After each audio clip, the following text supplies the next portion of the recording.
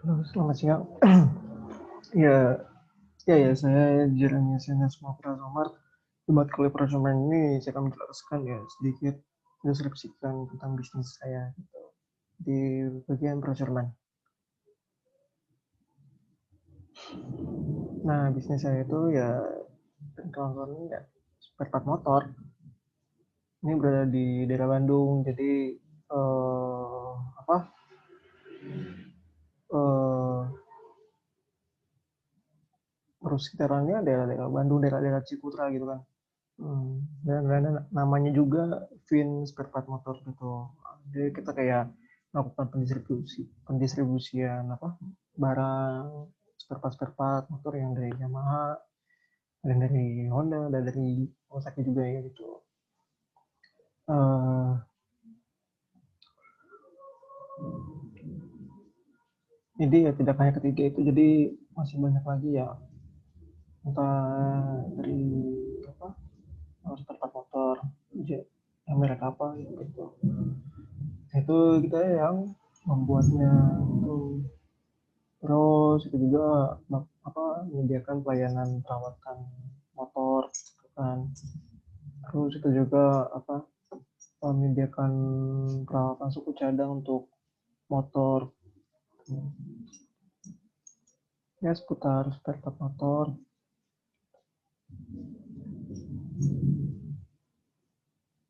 Dan saya bagiannya sama jadi pengadaan barang dan jasa ya, eh, harus apa ya melakukan proses dari penyampaian bahan baku gitu juga. Uh, Terus proses-prosesnya gitu, pematenan, terus pengecekan, pengetesan gitu, lalu ban siap jadi ya kita siap mengirimnya gitu. Itu di bagian saya ya. Dan oh ya justru juga ya, kita di jasanya itu masih sedikit untuk anggotanya ya.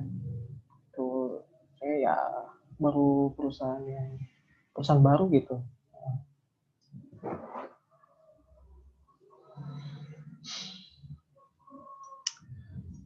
Permasalahan umumnya ya kita belum dikenal ya. Namanya juga baru merintis dan perusahaan baru, jadi belum banyak yang tahu itu.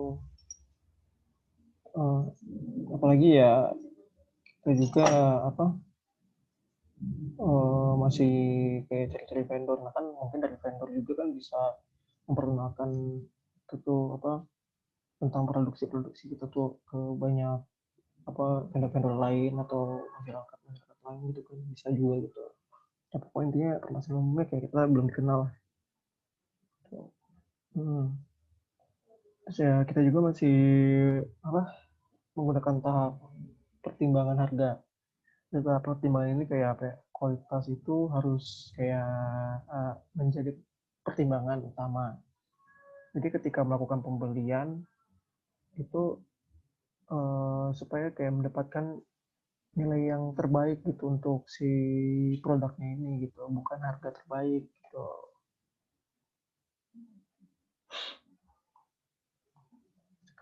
Dan kita juga apa ya, belum melibatkan vendor gitu.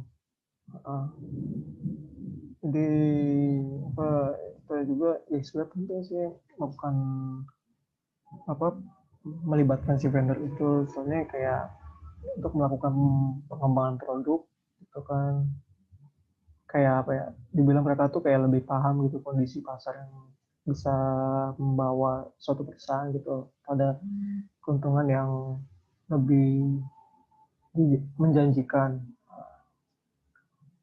Juga si vendor ini kan juga bisa apa ya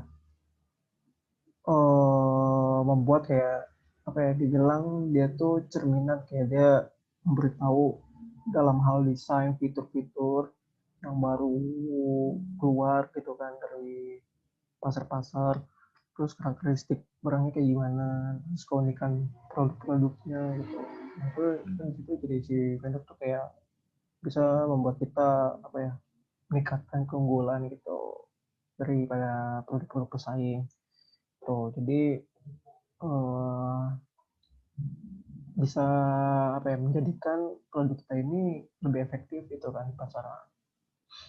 Ya tapi ya namanya juga kita baru rintis, jadi jangan dulu melibatkan vendor, soalnya apa ya, eh,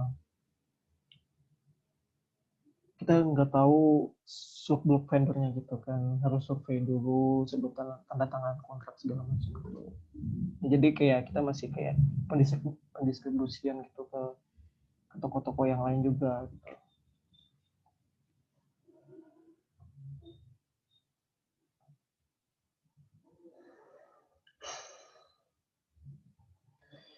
Untuk yang waktu yang lama itu kayak apa ya, bilang tuh kayak ya barang atau jasanya tuh terhitung dalam waktu yang lama gitu kan, yang tidak sampai gitu, jadi bakal mempengaruhi proses produksi dari penjualan produk dari perusahaan juga gitu. Nah ini bakal berpengaruh banget sih, soalnya ya apa ya, bilang mudah menurunkan kinerja gitu dalam perusahaan gitu, untuk membuat apa, suatu apa ya, suatu dibilang pengembangan dalam perusahaan gitu, mungkin dari produksinya belum efisien, atau dari jasa-jasa si apa para pekerjanya gitu kan, yang kurang efisien dan efektif itu, ini membuat waktunya lama gitu.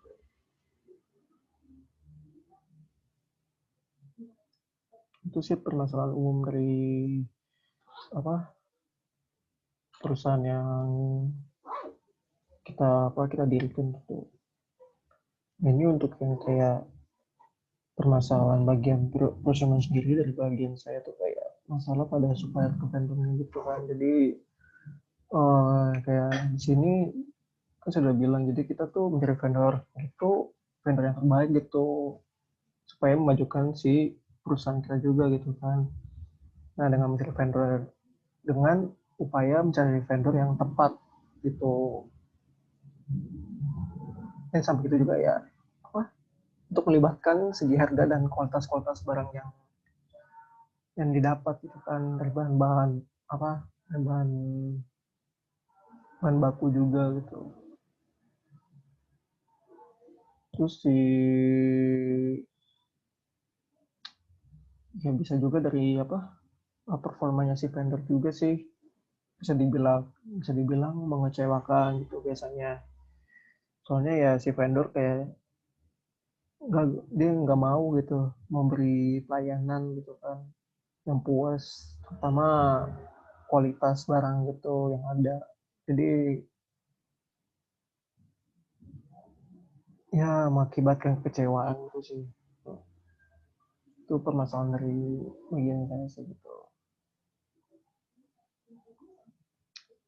Terus ada data yang nggak akurat ini, jadi kayak anggaran dana yang membengkak. Nah, jadi kita harus melakukan riset gitu, supaya kita tahu anggaran dana apa aja yang keluar, dan anggaran apa aja yang masih gitu. Jadi kita harus mendata gitu. Takutnya ada dana-dana yang membengkak gitu kan. Jadi juga kita perlu melakukan riset gitu mendalam mengenai kayak supplier, barang yang dibutuhkan, terus juga apa sih resiko yang bakal terjadi, dan seberapa lama waktu yang dibutuhkan gitu. Hmm. Ya, yang tadi saya bilang karena kita juga belum memasukkan apa ya, jangan dulu melibatkan vendor. Nah, di ketiga ini kan kita belum menciptakan hubungan baik dengan vendor. Saya bagaimana? Saya uh, kita juga kan masih kita tahap pengembangan ya, kayak buat produk-produknya itu aja gitu. Jadi uh, apa, ingin melibatkan vendor, cuman kita cari yang tepat gitu, supaya emang apa, sesuai dengan kebutuhan kita, sesuai dengan apa yang kita dapatkan gitu di dalam perusahaan gitu. Tapi ya lebih fokus lagi kepada perusahaan sendiri dulu aja, jangan melibatkan dulu hubungan baik dengan vendor, takutnya ya kita ada tanda tangan kontrak, vendornya ngomong apa, tiba-tiba kecewa kan gimana gitu terhadap produk-produk yang ini nanti akan menjadi apa sih feedback negatif gitu bagi vendor-vendor yang lain gitu tentang perusahaan. Jadi bumerang jadi jatuhnya. Tuh, jadi kita nanti apa fokus dulu satu arah di perusahaan baru kita melibatkan para vendor itu masuk ke dalam perusahaan gitu untuk membuat apa produk-produk yang baru gitu dari apa kayak updatean baru dari produk entah spare part yang motor-motor baru gimana gitu.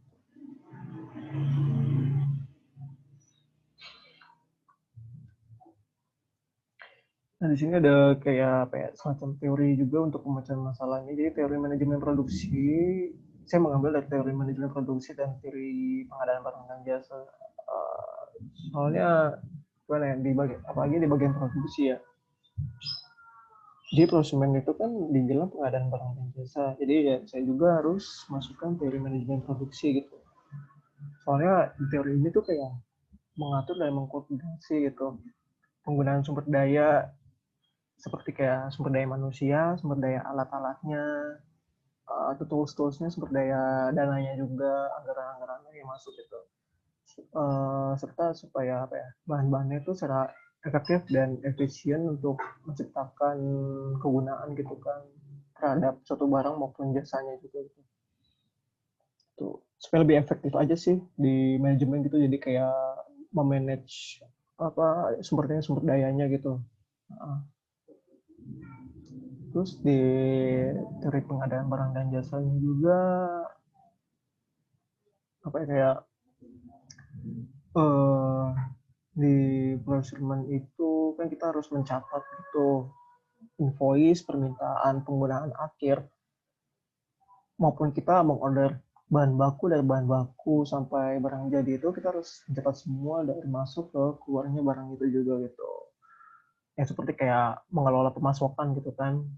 Nah itu juga eh, jangan sampai apa ya jangan sampai ada kecurangan gitu pemasokan gitu.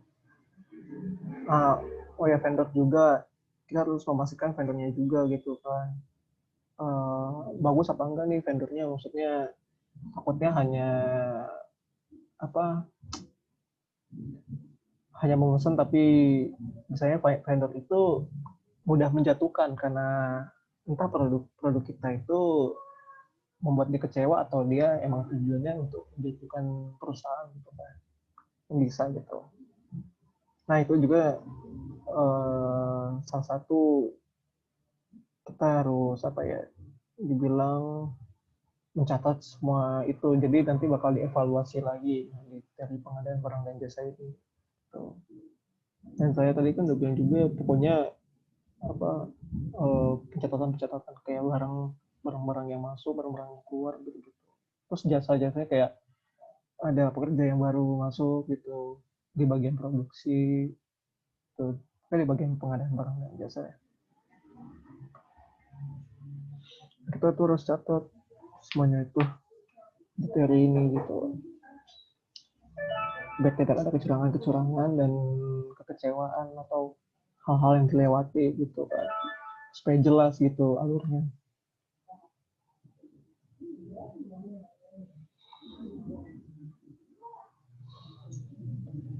Ini di archimetric layer procurement jadi ini saya buat menurut saya sendiri ya jadi saya kan sebagai procurement jadi di alur ini eh, saya sebagai pemicu untuk pengadaan barang dan jasa lalu nanti saat saya apa sudah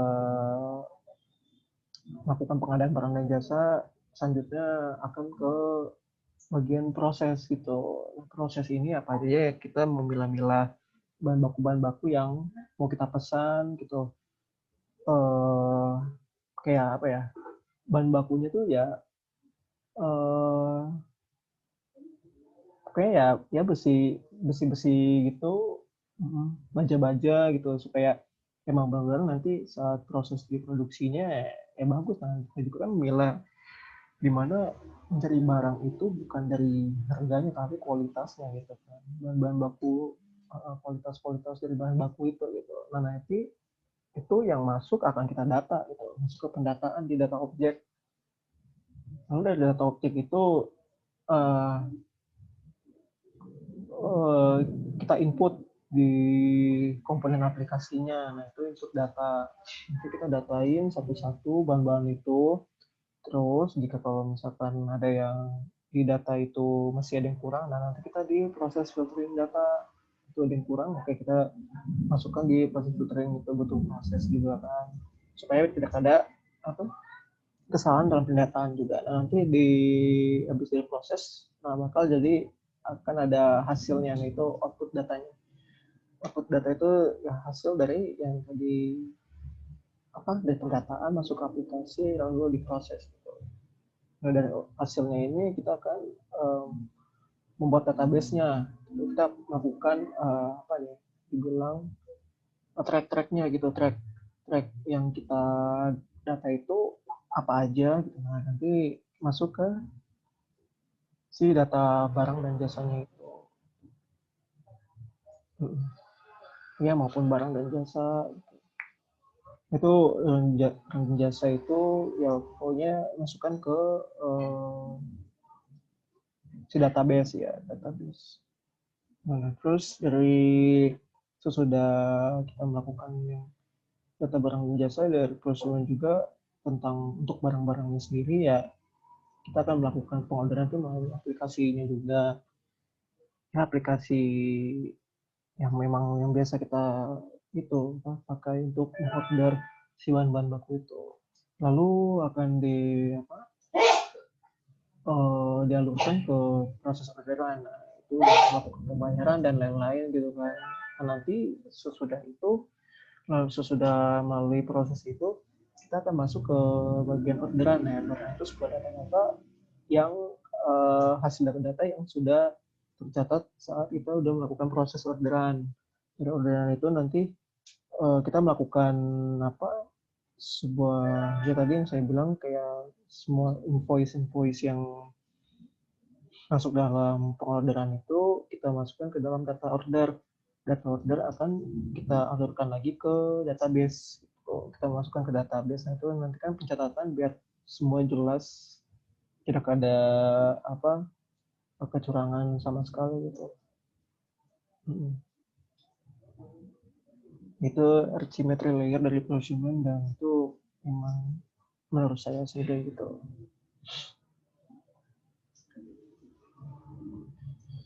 Nah, di bagian database ini saya kan ya sebagai profesional jadi harus melakukan pengadaan barang dan jasa. Nah, di sini saya melakukan assignment gitu untuk pendataan barang dan jasa gitu. Lalu dari pendataan dalam diri saya itu ya saya melakukan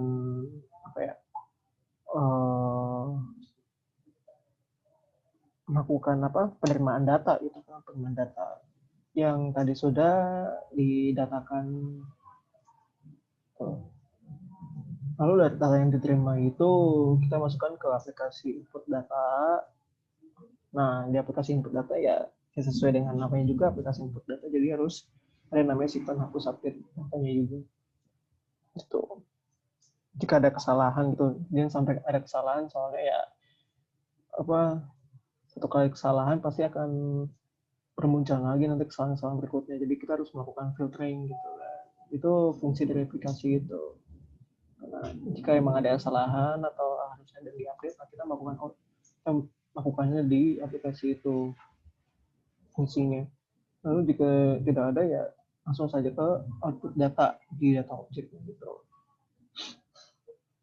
Nah, habis output data kita kan harus mencatat semua invoice-nya itu dalam database tuh. Tapi database-nya itu berupa server, jadi kita harus melakukan network atau internet gitu. Nah, dari memakai network kita bisa mengolah server database-nya. Tuh. Dari server database-nya nanti kita akan mengisi database barang dan jasa yang tadi sudah kita outputkan gitu.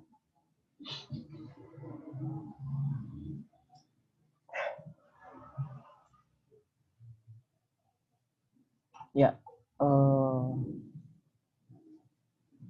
ya segitu saja presentasi dari saya tentang bisnis di procurement. Bagian saya itu divisi procurement, jadi ya, bagian pengadaan barang dan jasa. Dan misi saya ya mengecek barang barang masuk, barang keluar, produknya yang tadinya mentah menjadi jadi sampai ke tangan konsumen gitu. Barang masuk dari supplier gitu-gitu, terus um, ya itu yang saya bilang ingin melibatkan vendor, cuman kita kan namanya juga perusahaan baru ya, jadi kita harus fokus ke perusahaan sendiri dulu untuk mematenkan produk yang sedang kita buat gitu. Nah itu dengan mematenkan itu kan artinya ya kita bakal apa ya, uh, bakal tahu, oh perusahaan kita membuat spare part motor yang ini gitu kan. Jadi nanti jika emang sudah apa, perusahaan saya sudah agak-agak lebih baik dikenal oleh vendor nama, uh, dengan gitu nanti kita akan memilah-milah vendor yang mau bekerja sama sama kita gitu kan.